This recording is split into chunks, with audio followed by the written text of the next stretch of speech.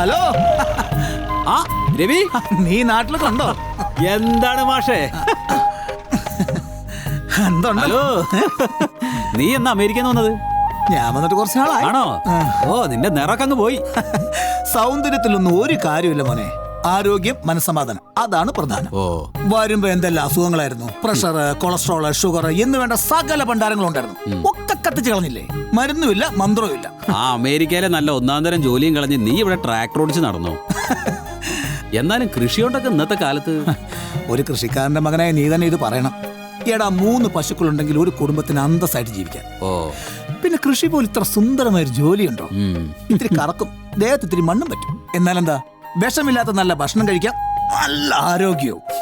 രവി, നീ ആളാകെ മാറിപ്പോയിട്ടോ. നിന്റെ അച്ഛനാ ഗുരു. ആ കൊള്ളാം. രാജ്യമായ രാജ്യം മുഴുവൻ കറങ്ങി അവസാനം പറ്റിയ ആളുടെ കയ്യിലാ നീ വന്നുപെട്ടത്. നിനക്ക് വേറെ പണിയില്ല. അത് നിനക്ക് നിന്റെ അച്ഛനെ നന്നായിട്ട് അറിയാത്തോണ്ടാ. നീ എന്താ വിചാരിച്ചത്, മൂപ്പരൊരു തുക്കട കൃഷിക്കാരനാണെന്നോ? പുള്ളിക്കാരനൊരു അഗ്രികൾച്ചർ യൂണിവേഴ്സിറ്റിയാടാ. വയ്യെങ്കിൽ ഒരു ഭാഗത്തിരുന്നോളി. താനാ കൊയ്ത്ത് മിഷന്റെ കാര്യമൊക്കെ ശരിയാക്കി? അതൊക്കെ ഇന്നലെ ശരിയാക്കി. ആ ഭാഗ്യം. ഇങ്ങോട്ട് വാരി നിറച്ചുകൂടാത്. നിങ്ങൾ എന്ത് ഭാവിച്ച ഈ വെയിൽ മുഴുവൻ കൊള്ളാൻ നിൽക്കണേ?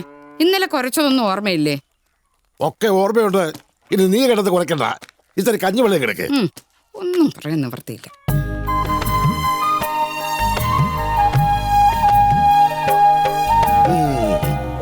ഈ വയസ്സാം കാലത്ത് ഒരു ഊന്നുവരയുടെ ഉപകാരം പോലും ഇല്ലാത്ത ഒരുത്തരെയാണല്ലോ നീ എനിക്ക് തന്നത് കൃഷ്ണ.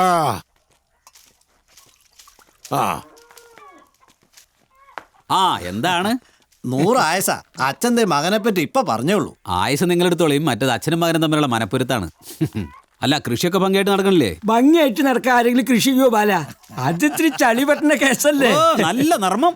ഏട്ടാ, നിങ്ങൾ തുമ്പ പിടിച്ചില്ലായിരുന്നുണ്ടല്ലോ, പേന പിടിച്ചേനെ. പേനൊന്നും പിടിക്കണ്ടേ. പേന പിടിച്ചവരൊക്കെ അരി മേടിക്കാൻ കാച്ചിലാണ് ഇപ്പൊ തൂമ്പ പിടിക്കുക. വല്ലാത്ത ടീമാണ്. നിനക്ക് അവളെയും കുട്ടികളെയും കൂടെ കൂട്ടായിരുന്നില്ലേ ബാല? ഓ, ഈ തിരക്കിനിടലല്ലേ. എന്താ തിരക്ക്? അത്രയ്ക്ക് തിരക്കായിരുന്നെങ്കിൽ ഈ 2-3 മണിക്കൂർ യാത്ര ചെയ്ത് നീ വന്നേക്കനെയാ. സെന്റിന് 1-1.5 ലക്ഷം രൂപ മുടക്കി ടൗണിൽ സ്ഥലം വാങ്ങിയതേ മണ്ടത്തരം. 8 സെന്റ് സ്ഥലത്തിന് കൊടുത്ത പണം കൊണ്ട് ഇവിടെ 3 ഏക്കർ പൊന്നു വിളയുന്ന മണ്ണ് വാങ്ങാം. ഇനി ഇല്ലാത്ത പണം കൊണ്ട് ഒരു വീടും. എത്രയെന്ന് വെച്ചാണ് ആ വാടക വീട്ടിൽ കുട്ടികളെ കൊണ്ട് കഴിയുക? ആരും പറഞ്ഞില്ലല്ലോ. നിനക്ക് കിട്ടുന്ന തുച്ഛമായ വരുമാനം കൊണ്ട് മര്യാദയ്ക്കൊരു കുടുംബം കഴിച്ചു പോകാൻ പറ്റുമോ? അതും അത്രയും ദൂരെ. അതിന്റെ കൂടെ ഒരു വീട് പണിയും. പിന്നെ ഈ വീടാർക്കാ? പറഞ്ഞ കൂടിപ്പോവും. നിങ്ങളൊന്നും മിണ്ടാണ്ടിരിക്കുന്നുണ്ടോ? അവൻ വന്നു കയറിയതല്ലേ ഉള്ളൂ, അപ്പോഴേക്കും തുടങ്ങി. അല്ല, നീ നിന്റെ ഇഷ്ടത്തിന് ചെയ്തോ. ഒക്കെ സ്വന്തം കീശയിലെ കാശുണ്ടെങ്കിൽ, അല്ലാതെ എന്നെ കണ്ടോണ്ട് കൊടുക്കണ്ട. കുറച്ചുകൂടെ കഴിക്കും മുന്നേ. മതി.